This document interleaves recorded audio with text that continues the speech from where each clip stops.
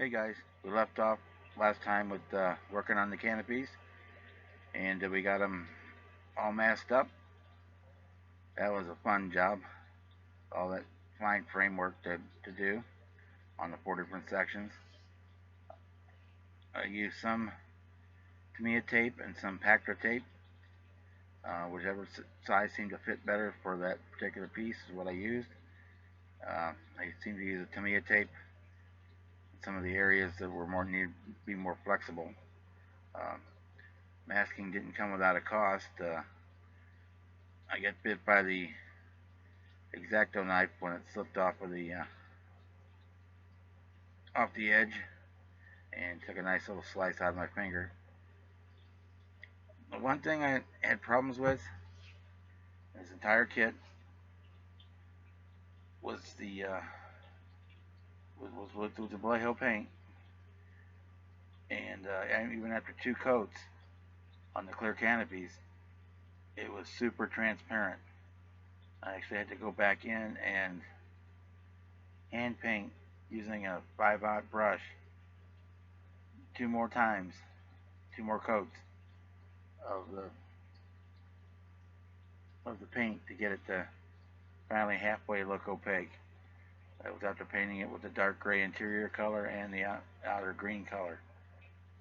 But we got it taken care of and got the canopies and the final little stuff all put on. And here we go with the final reveal.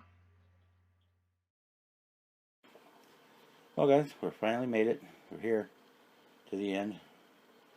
The final reveal video for the Monogram 148 scale Pro Modeler Junkers Ju87 Stuka R2 version. Anybody followed along in the build knows that this was a super great kit. Almost zero body filler. Like the only putty we'd used at all was in the back of the backsides of the prop blades for sink marks. And the only part issue I had in the whole thing was the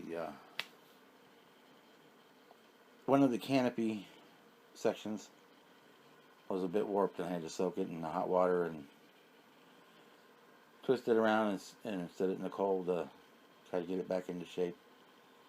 I got it kind of close, but it's not perfect.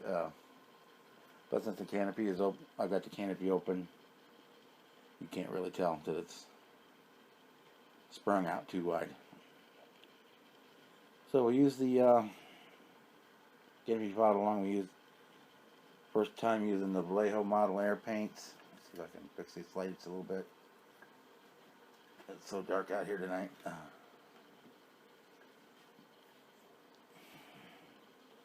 For the RLM colors, a little finicky. Took a little getting practice to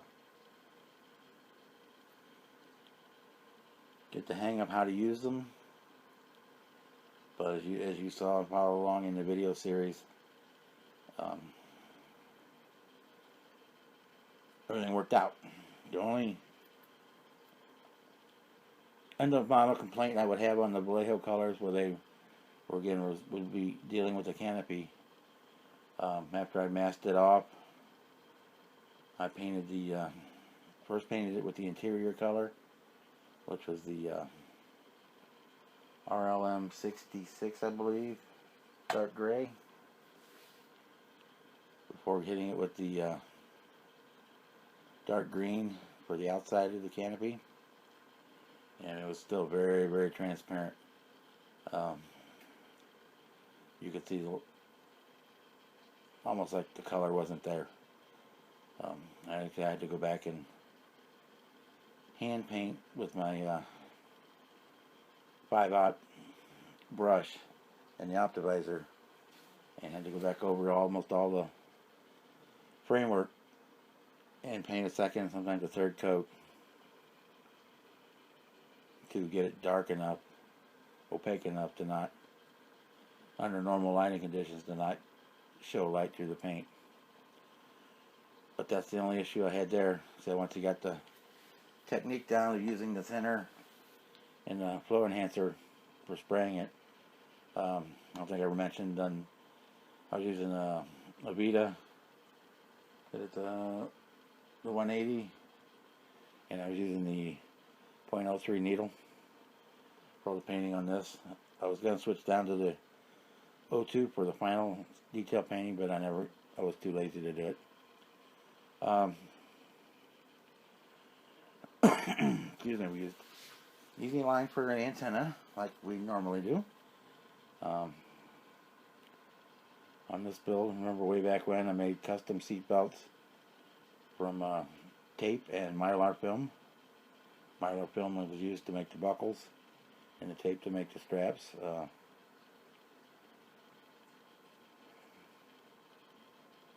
We did a lot of weathering on this one.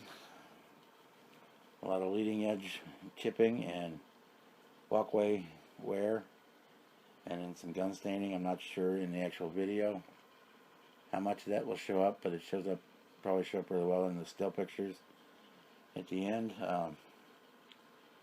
We didn't do any pre-shading on this one. I'm not a real big fan of pre-shading. Sometimes it seems to look a little forced to me. That's my opinion, and take it at that. Did do panel line washes. Done a general grime wash over the entire thing for doing the weathering with the pastels. And then we sealed everything down with the Testors dull coat. I mean, there's other stuff on the market, guys, but you know what? And it's expensive. But damn, you know, that's what it's supposed to do. You get a nice flat finish. It's durable. And you can get it in a liquid form to spray it through your airbrush, which cuts down and makes it more economical. But I don't know, these little cans are expensive, but no, it's almost threatened. You hear that? It was getting down. I thought I was not going to have enough to get through, but then I found I had one more whole can. So I still need to pick some more of that up. And I even have the stuff that you can, just a straight liquid that you can run through the airbrush, but I haven't, you know, it's in the other room. I like the spray can for that, for the Del coat.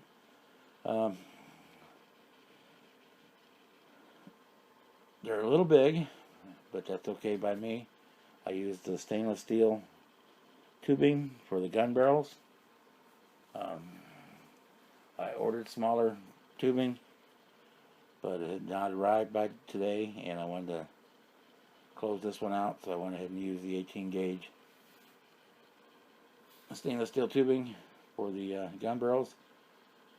It's just looks so much better than the ones that come in the kit.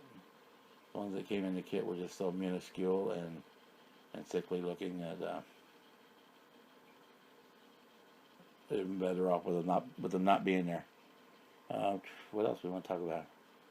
I'll flip it over here real quick.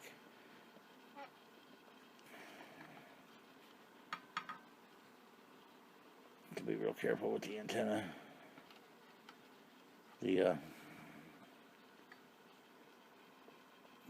Again, the panel line wash and a general weathering wash, and some gun staining and exhaust staining on the bottom.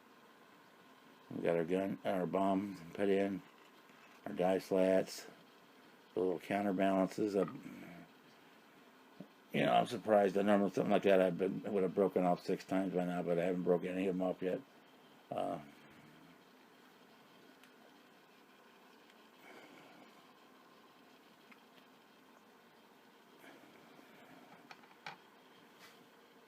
The bottom was pretty straightforward.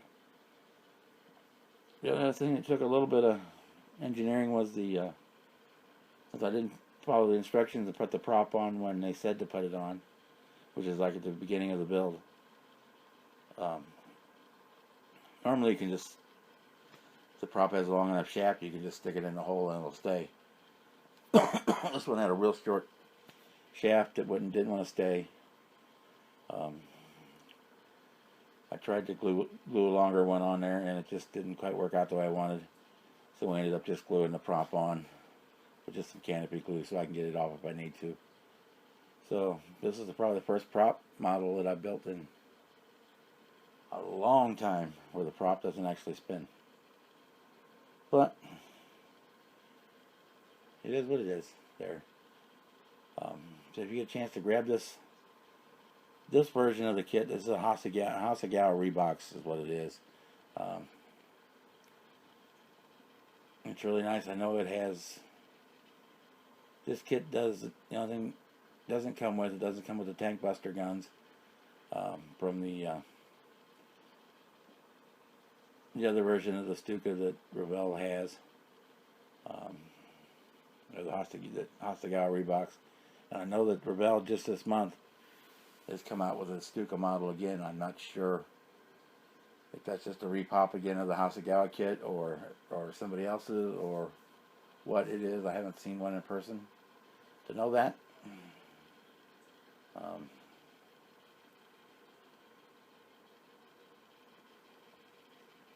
We probably have my fill of Luftwaffe aircraft for a little while.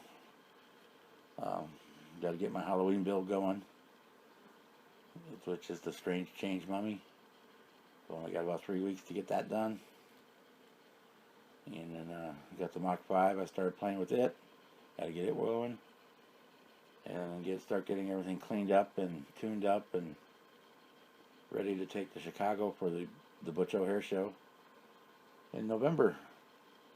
And like invite anybody to get in anywhere within a 5 or 6 hour drive to Chicago. Come up for the day to do the show. Come to the show. See all the model kits. Bring a couple to enter. There's a vendor room. And pick up some good deals on some models. Last year I think I got 8 models for $60. In fact, this was one of them that I bought at the Butch O'Hare show last year. Always the more the merrier, so I guess we'll just close this video out now because I'm really starting to waffle. And we'll see you on the next one, which will be working on the Halloween build. So until then, have a good night.